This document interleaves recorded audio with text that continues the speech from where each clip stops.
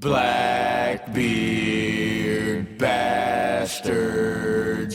It's the Blackbeard Bastard Podcast, biatch. Hallowed be thy name, praise to Jesus. The album has finally dropped, and which album is Mvson Mvrtyr here to talk about today? Why, of course, it is Jesus is King by Lord Kanye West himself. Kanye West has been teasing the release of his gospel album, Jesus is King, for the past month and a half, 2 months.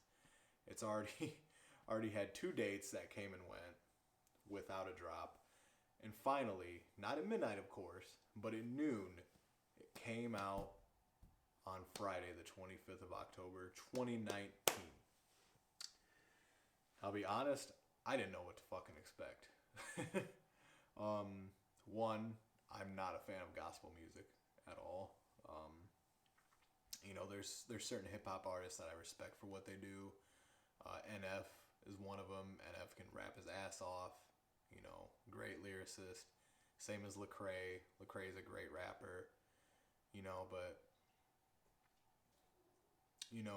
with my experience listening to gospel rap, I think those artists tend to be best when they don't make God the focal point of their music.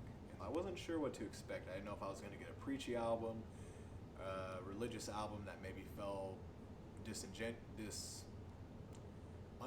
not genuine. I don't know what I'm trying to say. Disingenuous? I don't even know if that's a word. Or if it was just going to be a Kanye album under the guise of being a religious album. And the end verdict is somewhere in between all three, ironically. So Jesus is King, very short album, opens with Every Hour, which is really just his Sunday service choir, the Sunday service he's been doing throughout the year, where he hosts, sermons, basically plays music, has live gospel. His choir pretty much is just on that song. It's just on a piano solo. It's just them singing, their asses off. Very epic sounding, sets the vibe, not something I'm going to revisit, but it's a good intro, sets the vibe for what's to come. Sella is the second song. Definitely one of the better songs on the album. Has violin, church organ, which leads to these pounding drums. And Kanye takes almost this, he has this impassioned flow on it. Like, you can feel his words even if you're not religious. And there's a lot of passion in his voice, which I will say was lacking on his last solo album, Yay. I will say, for this album at least, he is focused. He is on a mission. Like, his mind is, his musical process and his creative process is in lieu with each other on this project.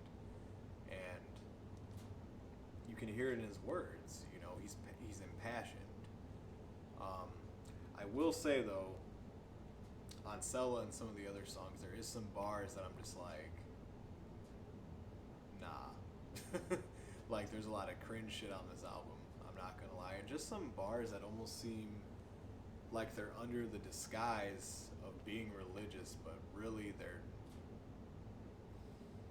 self-serving, where it's just, the faith just doesn't feel genuine. And I believe it's Sella where he says, keeping his composure while I'm screaming at the chauffeur. Pretty sure that's in the Bible that you should, respect thy neighbor. I don't know, just, I don't know. He's this saintly person now, and it just seems like he's still kind of the same vindictive asshole he's always been, but now he believes in God more. So I don't know how I feel about that. Follow God. Definitely one of the better songs. Has this beat driven by these really bouncy drums and a vocal sample.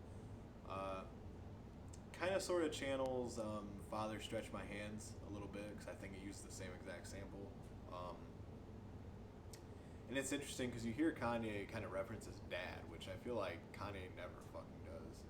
He talks about his dad, saying that things aren't Christ-like, and it's interesting. It's interesting hearing him, bring up his dad more. Um, it's a good song. I'll give him that. Follow God is a good song. Closed on Sunday is actually one of my favorites of the album.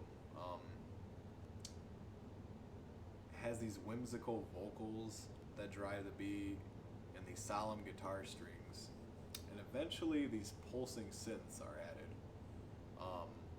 But man, I gotta say that hook is corny as fuck. I really think it's the beat that really makes me like the song. Like, the beat is just really nice, really dope.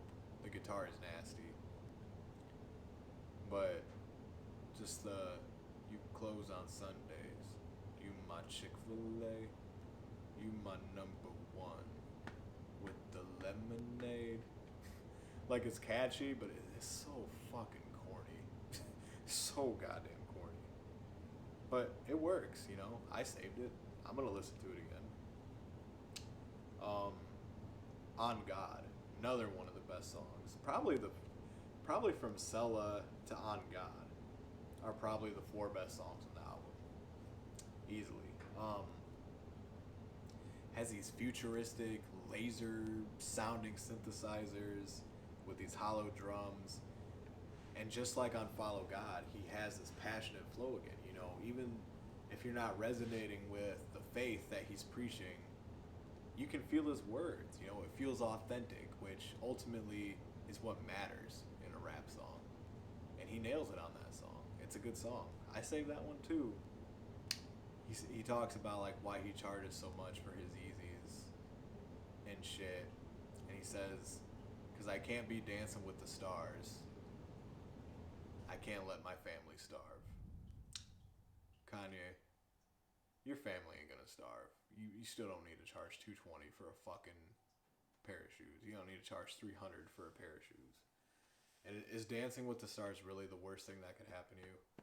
Is it really that deplorable that it's like, I don't know. Everything We Need is really kind of this by the numbers trap beat, but it works because Ty Dolla $ign shows up with these just lush, beautiful, angelic vocals, and it really glues the song together. I think having Ty Dolla $ign with Kanye was a nice touch. They're magic when they come together. I wish they would have done one of those albums last year when Kanye did the Wyoming rollout, because they make magic in the studio. Water was a solid song. It has this really, ironically, watery synthesizer, and just these really funky bass strings. Like, some really funky bass. Like, if you don't like the song, you can't hate on the bass line. The bass is just really dope. It's different. Just really bouncy and kind of funk influenced. And Water is probably the most gospel influenced song on the album. To me, at least. It really seems to capture the essence of the gospel. God was one of the other standouts on the album. Has classical piano has classical piano and sultry bass accented with gospel vocals. Go figure. It's almost as if we're talking about a gospel album. And what really caught me is feeling genuine on this song. Kanye kind of ditches the selfish shit that I've mentioned, the shit that doesn't really seem like he's in tune with the faith. And he's just really down to earth on this song, and his voice gets really raspy and exasperated. Like, he's just singing his heart out, and it's imperfect sounding, but just feeling the strain in his voice and the sincerity behind his words really, it makes the song great. It's a great song. Hands On was another good song, but I think what really impressed me about Hands On is because it seemed where he was the most genuine on the entire project. He talks about living for the devil most of his life, because Kanye sure ain't a saint like Like he's acting like he is. He's, you know, definitely sinned, done some sinful things, talked about sinful things. Um, you know, he just talks about skepticism he received from other Christians, you know. What does he say? He says, "Oh, they'll be the first to judge me. Got me feeling like nobody loves me." I'm sure a lot of Christians heard he was making a gospel album and they're like, "Really, Kanye? I don't fuck with that." Instead of supporting the man, you know. He's trying to do something different. The people he's trying to make music for probably don't even fuck with him, you know. Like, that's real, you know. I like that, Kanye. Um, then the penultimate song, "Use This Gospel," which is really the last song, because the actual last song is just kind of like a little outro. "Use This Gospel" has a dope reunion from the Clips, Pusha T and Malice, now called No Malice because he is a Christian rapper. Which, it's really dope that they got together, but the beat is really underwhelming. It's not bad, but it has this piano key that sounds like a blinker with this resonant mix of bass and low-pitched hums. And, you know, I guess I was just expecting for it to be more epic because I don't think Pusha T and Malice have been on a track together in at least 5 years, if not like 10 or more. You know, the last album they recorded was Hell Hath No Fury, and that was fucking forever ago. That was like 2006 or 5, 7 maybe. Either way, you know, and Kanye the curator, it seemed like this was a song that really should have shown how well he can put songs together with maybe unlikely elements, like how he has Kenny G, jazz legend, show up at the end for a sax solo. On paper, that doesn't make sense, but with Kanye the curator in charge, that should have been epic as fuck. It should have been this crazy, you know, choral epic beat with these two brothers getting back together and recording, and then fucking Kenny G on it. That shit should have been classic, and it's not. It falls flat. And the last song, which is really just an outro, it's called "Jesus is Lord." Apparently Jesus is the King and the Lord, if you didn't know. And it's just this short statement of praise with these triumphant horns. You know, I gotta say, when I was first listening to the album, I was not feeling it. But I honestly think it's because I think I was hating on the fact that it's a gospel album a bit. And I think just the times where Kanye doesn't feel genuine about his faith, or that he's believing in, or that he's touting his faith for the wrong reasons. You know, he says a lot on the album how, you know, God is important to him and how he feels like his prosperity is from God. But I think what we need to hear more is, why is Ye choosing to rap about religion now? Like, what changed? What mental breakdown did he have, or what changed in his life that made him feel like he needed God more? Like, I want to hear more personal shit from Kanye instead of this superficial shit like, "I'm a Christian, you should be too." No one fucking cares. No successful religious artist talks like that. At least in my eyes, because that's preachy. You know, you're not going to convince people or, you know, make people want to listen to your stuff if you're preachy. It's the same just with hip-hop. Like, I'm not going to listen to someone who tells me how to live my fucking life, because they aren't me, you know. Hip-hop is about telling people your own story and why it's important to you. And I think ultimately that's what holds this record back a bit. You know, it's one of Kanye's more minimalist projects as far as production goes.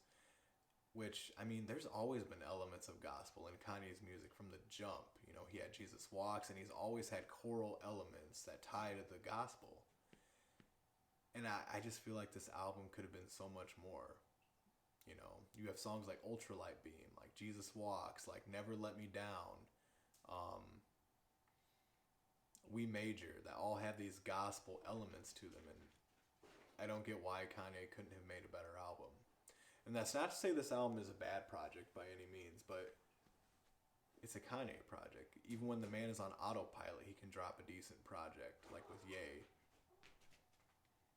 which I will say the main reason Jesus is King is better than Ye, and Ye is Kanye's worst project is because Ye lacks direction and focus. There's still disparate elements of lyricism, authenticity, and just artistry on both projects. But at least on Jesus is King, Kanye is focused, and he seems like he's more there than he has been since Life of Pablo on a lot of the songs. So I guess my verdict, Mvson's verdict, what do I want to rate this album? When I first heard it, I was really thinking like a 4, maybe a 5. But honestly, in retrospect, it's really not a bad album. It's just something I wouldn't generally fuck with. I would probably give this album probably a 6.5 out of 10, maybe 6.7. But enough of me talking. What do you guys think? Is Jesus King or is Jesus Lord? Let me know below. Let me know what you think. Is this album of the year? If you think that, you're wrong. But what do you think? Let me know below. Stay black, stay bearded, stay bastardly. Blackbeard Bastards. Reviews by Mvson Mvrtyr, motherfucker.